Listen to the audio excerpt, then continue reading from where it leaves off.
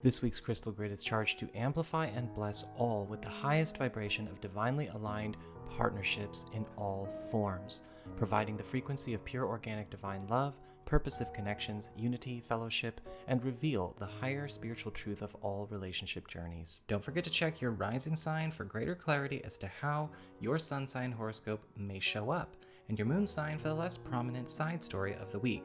And stay tuned for the latest all-in-one astrology and collective vibration check.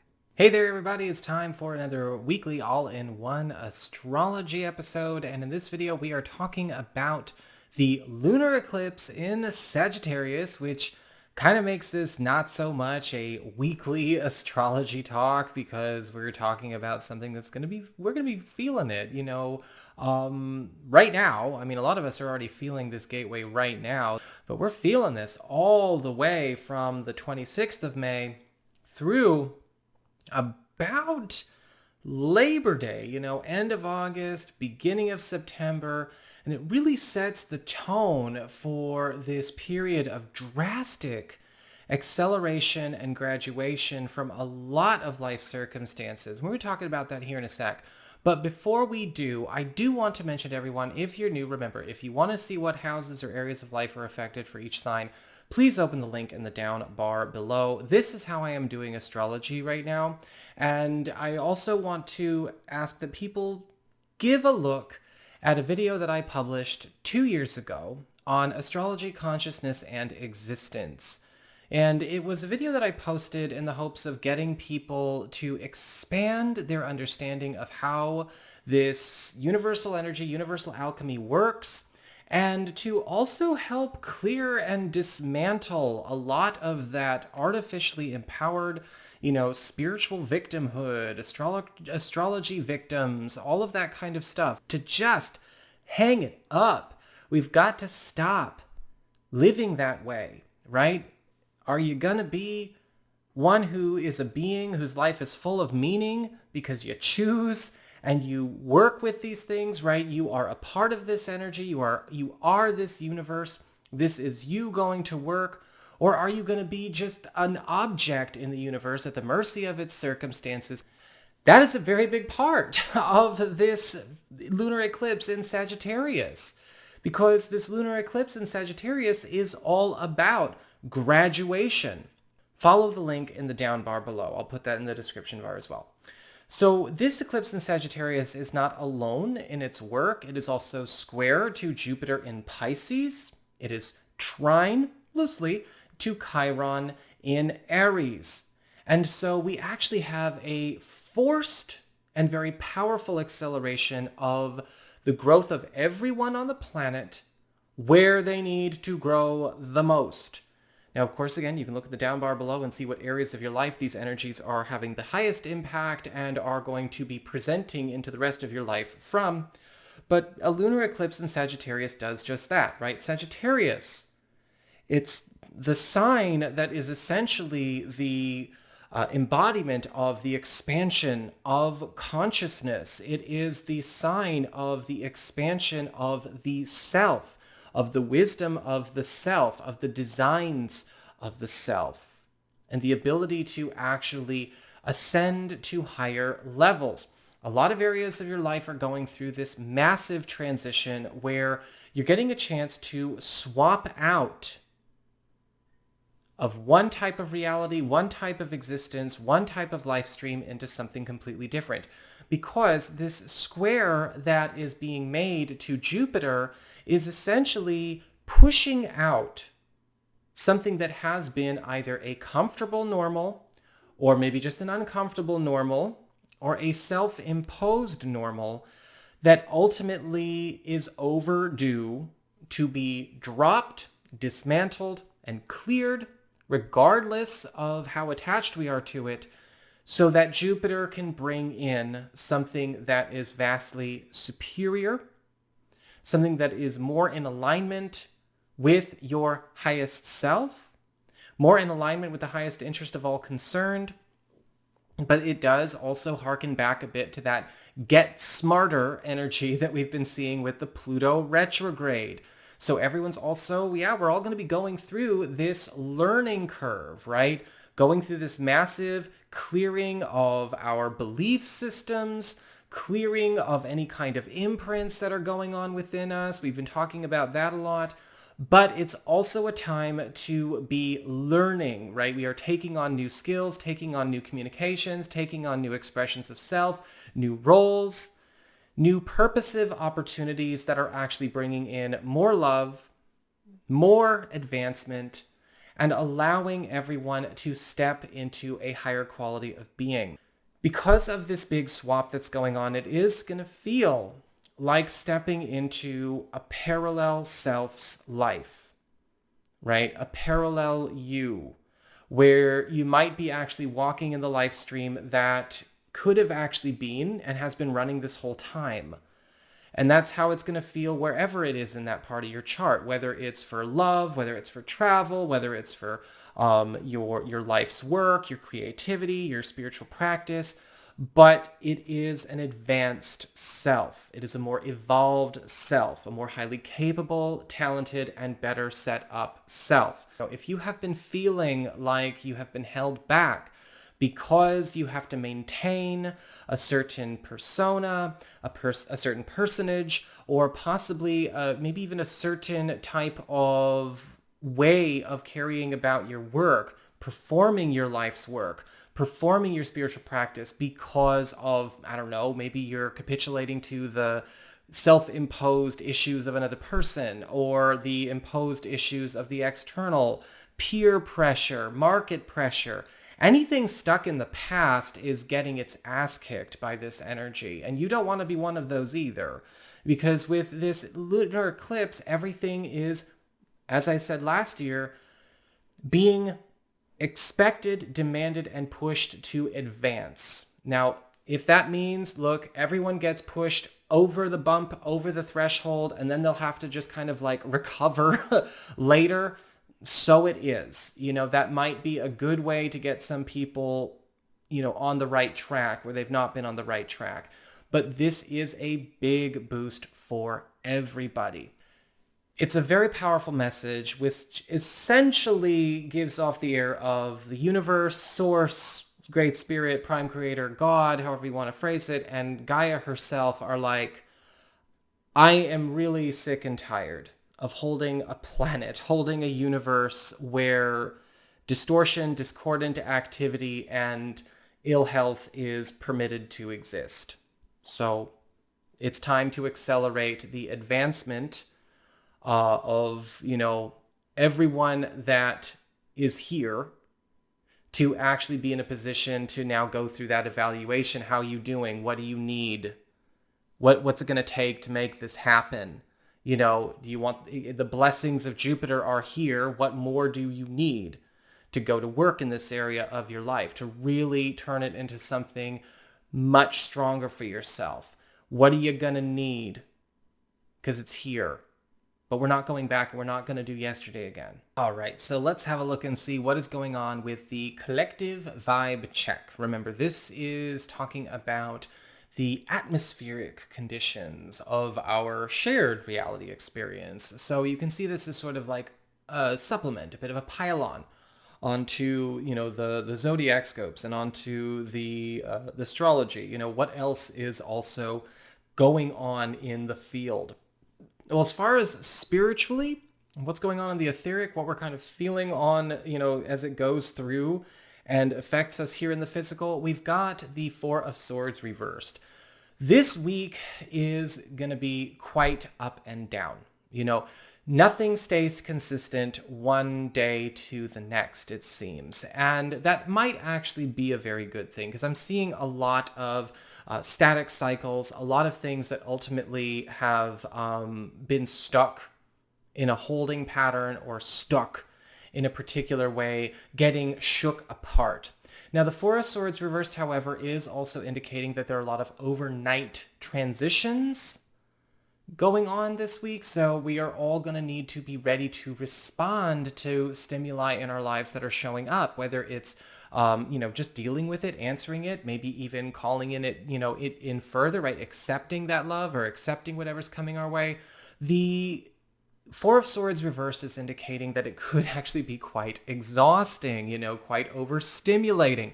That's not necessarily a bad thing, because this can also indicate a lot of overnight transitions for the better. I will say, however, because of the Four of Swords reversed, if we are talking about narratives, storylines, things that have been going on in the collective zeitgeist, out in the world, whatever, if you are just glued to a certain discussion or a certain philosophy, this is going to be really hard on you. But it's hard on you for your own good, because there are going to be things that ultimately, seem to be changing overnight, consistently throughout this week. And if you're walking into things with sort of an agenda, I'm on this side, so I hate everything that guy says, or I'm on this side and I like everything that guy says, even when it's good or even when it's crap or whatever, check that preferential damage bias, because this is going to shake apart a lot of that attachment. And you're going to be left feeling like you don't know. And that's a good thing, because you've got more important things to do. This is a time where everything is in flux, but I think with that lunar eclipse, it's in flux for the better. As we get on to the Earth sector, right? What's going on in the material realm when it comes to things that ultimately we have gotten used to, right? Things that are already physically manifest as part of our normals. We've got the Ten of Swords. There's a massive clearing going on. Again, the end of things that do not actually work, that are actually not healthy, that only create more mess, that only create more unstable circumstances, discord, distortion, right? The Ten of Swords, the harsh end to a harsh situation that is going nowhere but down. So we're just clearing it out. Now, this can show up with a lot of pre-existing circumstances, whether this, might be something going on the job, or something going on out in the world, or maybe something unhealthy going on in a family structure. Again, this could be happening numerous times this week. But with the Ten of Swords, remember that this is the kind of ending that still comes with an exhalation of relief. When it comes to the air area, we actually have the Hanged Man reversed. And this is actually going to be a very innovative week, but also an innovative few weeks, maybe even couple of months. Because like I said, I feel like this energy is sticking with us through the end of August.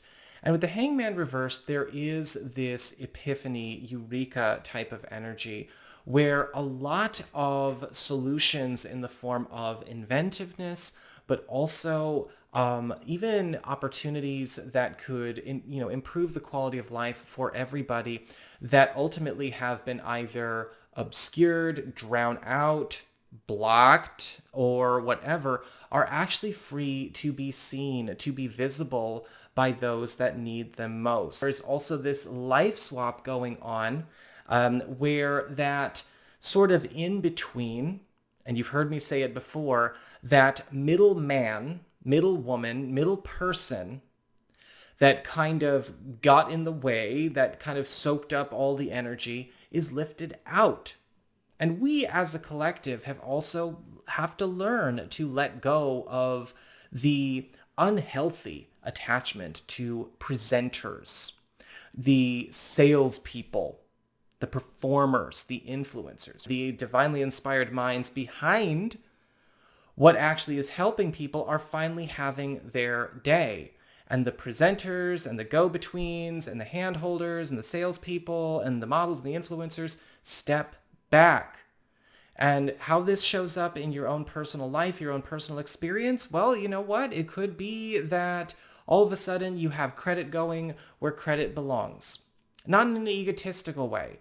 That credit is not going because of the ego needing to feel affirmed or validated, but that energy is going to that which it would actually make the most of, right? That which would actually continue to make more of it, that which would continue to put that to work. This redistribution of that credit, of that energy, of that supply. When it comes to fire, we actually have the Ace of Cups upright. And remember, the fire area is what we are transmuting, what is going through its purification and clearing processes.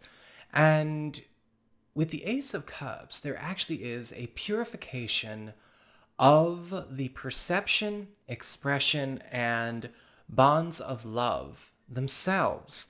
When we have a purification of love, it's really important to understand that, as far as love expressions are concerned, whether it is the availability to love communication, the understanding of communication itself, the comprehension, that spiritual, emotional, heart-centered intelligence, there is a lot that is getting cleared that ultimately was creating something that was not love, but rather a very interesting impersonation of love in the way certain relationships are carried out, certain love languages are expressed. And as we go through this week, this understanding of what is love and what is not love is getting very strongly emphasized. We can think of the boiling of the water in the Ace of Cups, removing the impurities. A lot of relationships, a lot of partnerships, a lot of friendships, a lot of family relationships going through this during this time. It is one of those crucible types of positions, though. And so it may feel as though a lot of things are being put through the crucible, but it is purifying that love. And it's also having a very interesting effect on, I think, how people perceive what not only love is, but how they should express it or how they can express it, and what exactly is creating love when they express it versus something else. And this is going to bring a lot of wake-up calls, but it's also going to bring a lot of beautiful bonding opportunities, beautiful loving opportunities, beautiful exchanges of pure energy in a lot of cases, for a lot of connections, possibly for the very first time. As we get on to the water area itself, we've actually got the King of Wands upright. And so when we talk about the King of Wands in the area that talks about emotions, right? Emotions as they blend with the spiritual, and yes, interconnectedness, the King of Wands is showing that this is a week where a lot of inner tutelage, inner teaching, whether it is coming from the higher self or, an inner awakening. I feel like this is on the inside. This is coming from the inside. This isn't coming from some, love guru with an agenda.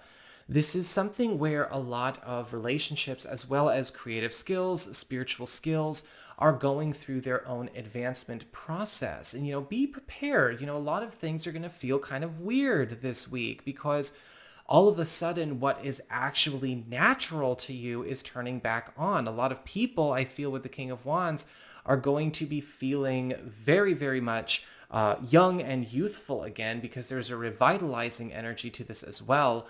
But also with that King of Wands, that purification of love with the Ace of Cups upright is coming with a greater teaching of understanding love, becoming more fluent in the love languages of others, the intentions of others, as well as the fluency of your own language, your own love language, how to communicate better, and also what effect your energy or the energies of anybody is actually having on that experience, right?